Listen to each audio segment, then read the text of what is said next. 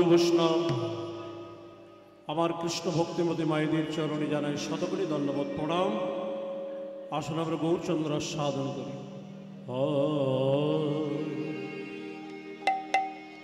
হরে হরে দামিনী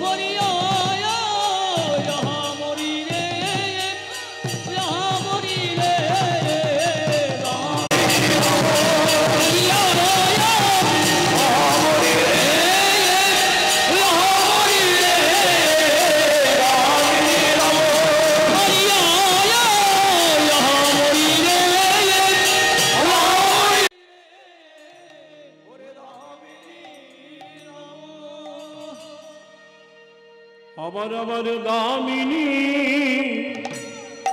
দামিনী দামোদর দমন রুচি দর্শনে দামিনী দামিনী দামোদর দমন রুচি দর্শনে আমার দূরে গেল দরা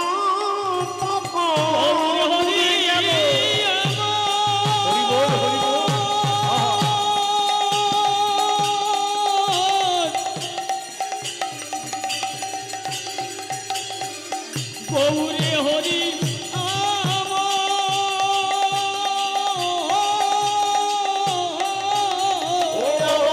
দূরে গেল ওই না দূরে গেল দরপক দরপক দাপ বিদ্যুতের মালা যেন বিদ্যুতের মালা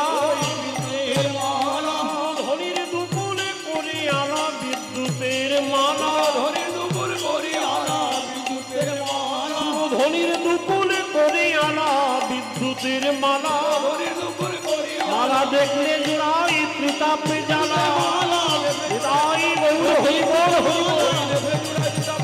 বিদ্যুতের মালা বিদ্যুতের মালা বিদ্যুতের মালা জনিতাই গৌর হরি বল। শুভ সন্ধ্যায়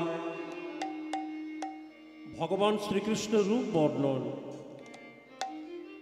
প্রথমে একটু গৌরচন্দ্রীকে করতে হয়, যিনি কীর্তনের স্রষ্টা, যার কৃপা ছাড়া সংকীর্তন লীলা কীর্তন হয় না, সেই মহাপ্রভুকে আশ্রয় নিয়ে আমরা কৃষ্ণ ভজন করব। প্রথমে নদিয়া নাগরীর শ্রীমুখ দিয়ে একটু আমার ঘরের ঠাকুর মহাপ্রভুর রূপ দর্শন করব, তারপর শ্রীধাম বৃন্দাবনে গিয়ে আমরা প্রেমের ঠাকুরানী রাধারানীর শ্রীমুখ দিয়ে ভগবান কৃষ্ণচন্দ্রের রূপের বর্ণনা শ্রবণ করব। তা মহাপ্রভু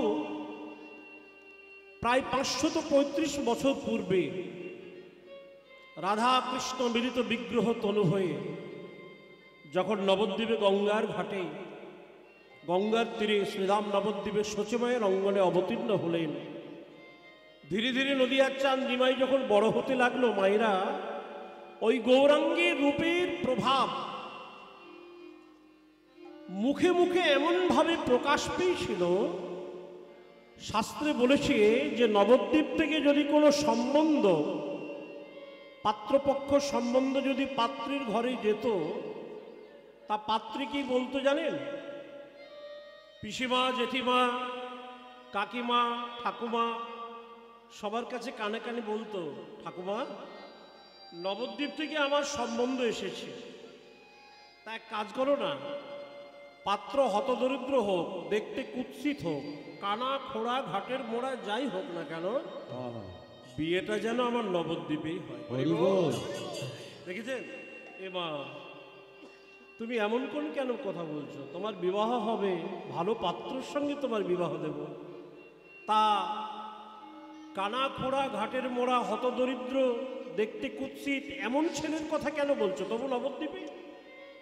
বলছে না না, বিবাহটা তো আমার গৌণ, বিয়ের পিড়িতে বসবো সেটা তো গৌণ কথা, মুখ্য উদ্দেশ্য হচ্ছে নবদ্বীপে যদি বিবাহটা হয়, ওই নদিয়ার চাঁদ গৌর হরিকে নীতি প্রতিদিন দর্শন করতে পারবে, এটা হচ্ছে আমার মুখ্য উদ্দেশ্য। এইবার বিবাহ হয়ে গেল, সব কুলবধূ গঙ্গার ঘাটে গিয়ে একত্রিত হয়েছে। আরে তোর বাপের বাড়ি কোথায়? নানান যেমন মেয়েদের গল্প হয় পুকুর ঘাটে, তেমনি গঙ্গার ঘাটে প্রসঙ্গ আলোচনা হচ্ছে, তোর বাপের বাড়ি কোথায়, কি ব্যাপার, কি সংবাদ? তখন আরেকজন বলছে, হ্যাঁ রে, যে কারণে নবদ্বীপে বিবাহ হলো, বিয়ের পিড়িতে বসলি, সেইটা হয়েছে তো, মানে গৌর দর্শনটা হয়েছে তো। তখন নদিয়া নাগরী কেঁদে কেঁদে বলছে, হয়েছে রে, কখন হলো, কিভাবে হলো? না আজকেই তো হয়েছে। বেলি অবসানকালে গঙ্গার তীরে জল আনতে গিয়ে অভিনব রূপ দর্শন করে এলাম। হরি বল। যে রূপের পার্থিব জগতের সঙ্গে তুলনা করা যায় না, তা কেমন রূপ দেখলে আমায় একটু বল না। প্রথমেই বলে উঠল, দামিনী দাম দমন রুচি দর্শনে দূরে গেল দরপক দাপ। ও মা, এই কুলবল দেখছি বেশ শিক্ষিত বটে, তো শিক্ষা লাভ করেছে ভালো। এমন এমন ভাষা বলছে, ভাষার মাথা মুন্ডু কিছুই বুঝতে পারছি না। বলে কেন না, এটা আবার কি রূপ দর্শন করলি তুই? কতগুলো দম দম আর দাম দামই তো বলে গেলি। দামিনী দাম দমন রুচি দর্শনে দূরে গেল দরপক দাপ, এর মানে কি? মহাজন বলছে এটাকে বলা হয় ভাষার অনুপ্রাস। একটা শব্দকে বারবার যদি উচ্চারণ করা হয় সেটাকে বলা হয় ভাষার অনুপ্রাস। দ দ দ দ দ দ দ দ। এবার মানেটা বুঝুন মায়েরা। দামিনী দাম দমন রুচি দর্শনে দূরে গেল দরপক দাপ। অর্থাৎ দামিনী মানে কি? দামিনী মানে হচ্ছে বিদ্যুৎ। দাম মানে মালা, বিদ্যুতের মালা। দমন হলো রুচি দর্শন করে, রুচি মানে শোভা, সেই গৌরাঙ্গের শোভা দর্শন করে বিদ্যুতের মালা পরাজিত হয়ে গেছে। দূরে গেল দরপক দাপ। দরপক মানে কি? কন্দর্প কামদেব, যার রূপের খুব অহংকার। দেবতাদের মধ্যে সবচেয়ে সুন্দর ওই কামদেব, মদন দেব। সে মনে মনে চিন্তা করে আমার মতো সুন্দর কেউ নেই। তা নদিয়া নাগরী ভাব প্রকাশ করে বলছে, আজ যে রূপটা আমি দেখে এলাম, ওই মদনের দর্পও চূর্ণ হয়ে গেল সেই গৌর হরি রূপ দর্শন। এটাই হচ্ছে আসল উদ্দেশ্য বা আসল তত্ত্ব। দামিনী দাম দমন রুচি দর্শনে দূরে গেল দরপক দাপ। আচ্ছা, আর কি কি সুন্দর আছে জগতে? বলে আরো সুন্দর সুন্দর বস্তু আছে। কি কি আছে জানিস? ওরে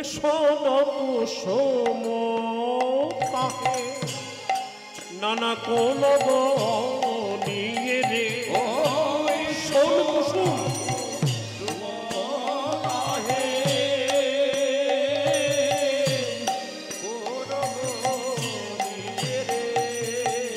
আমার সোনা কুসুম তাহে কোন গলিয়ে রে।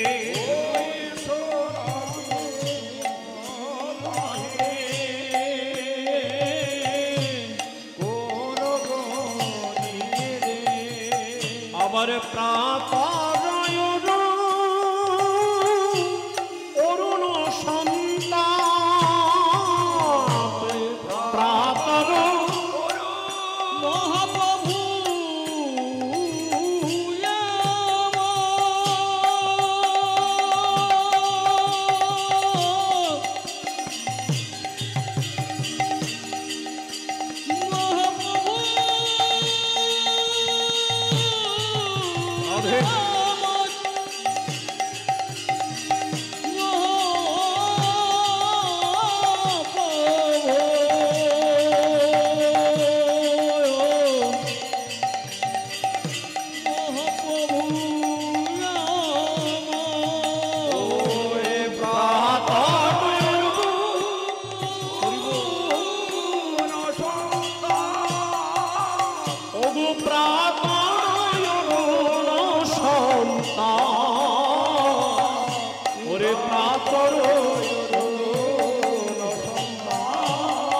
আমি কিসে বাগুনি গো রূপের আগে, কিসে বাগুনি গো ওরে সোন কুসুম তাহে, কিসে বাগুনি গো কুসুম তাহে, কিসে বাগুনি গো আমি সোন কুসুম তাহে, কিসে বাগুনি গো কুসুম তাহে। আমার গৌর হরির রূপের আগে গৌর হরি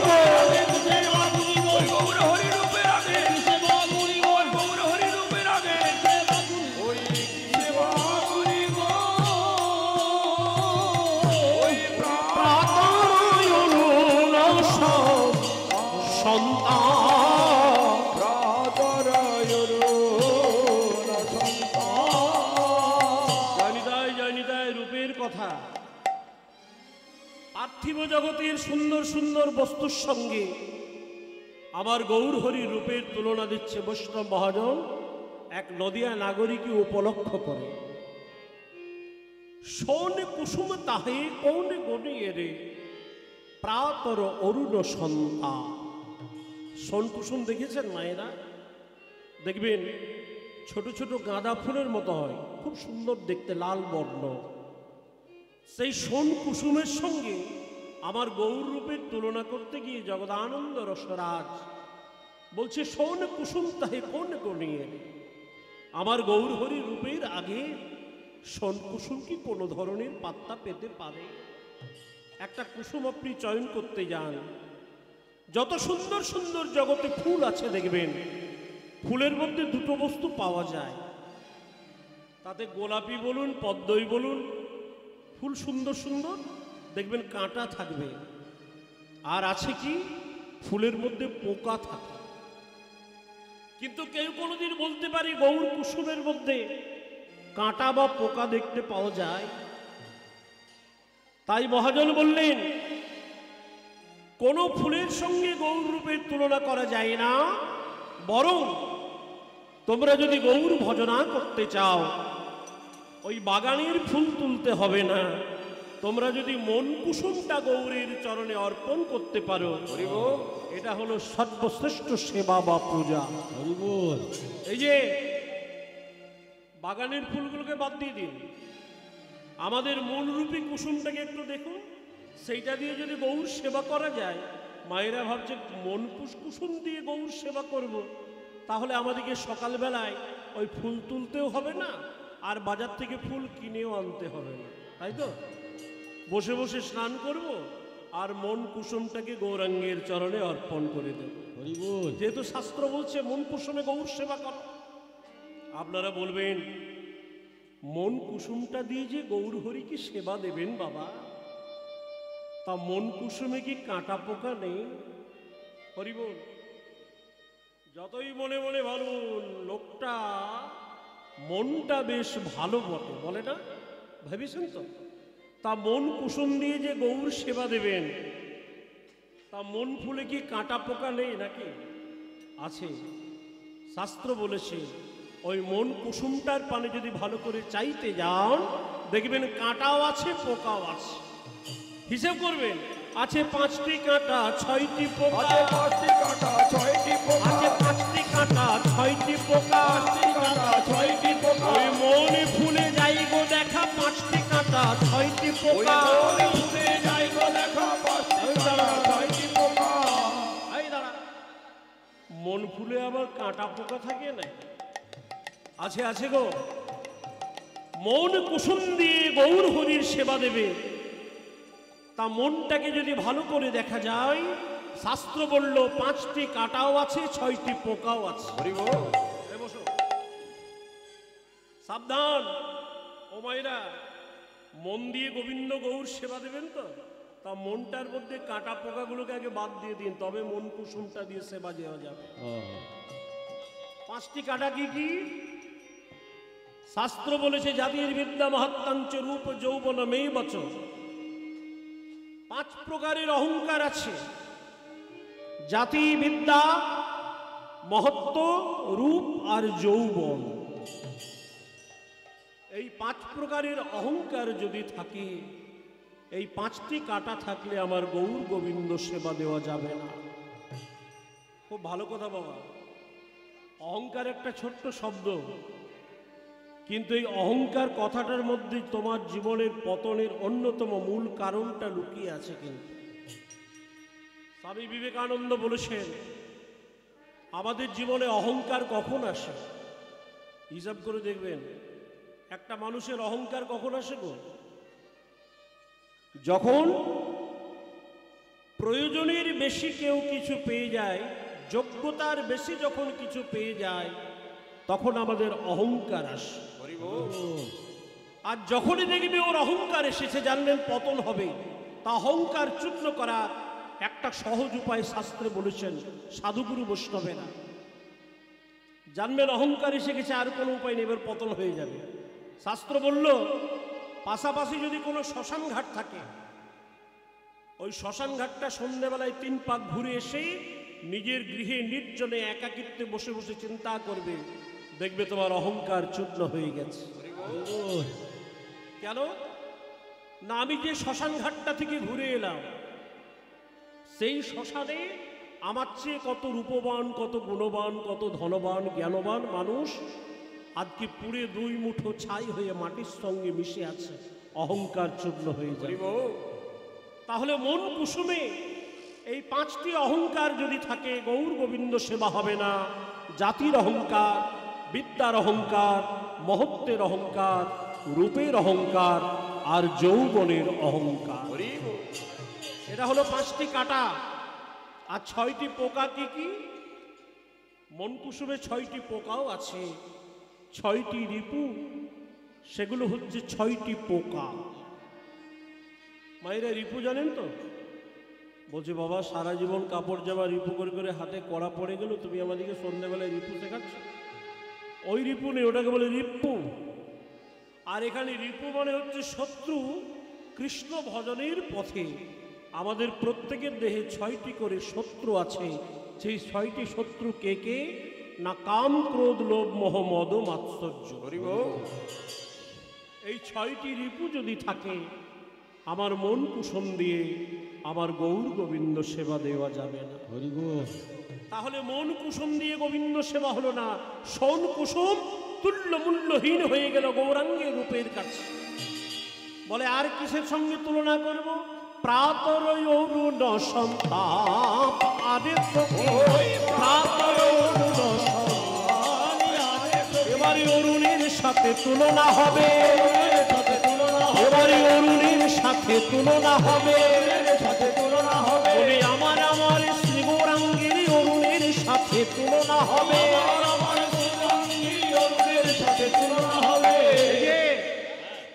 অরুণের সঙ্গে গৌরাঙ্গের রূপের তুলনা করছে নদিয়া নাগরী। কি দেখলাম জানিস? প্রাতর অরুণ সন্তাপ। হরিবোল হরিবোল। ভক্তমণ্ডলী মায়েরা,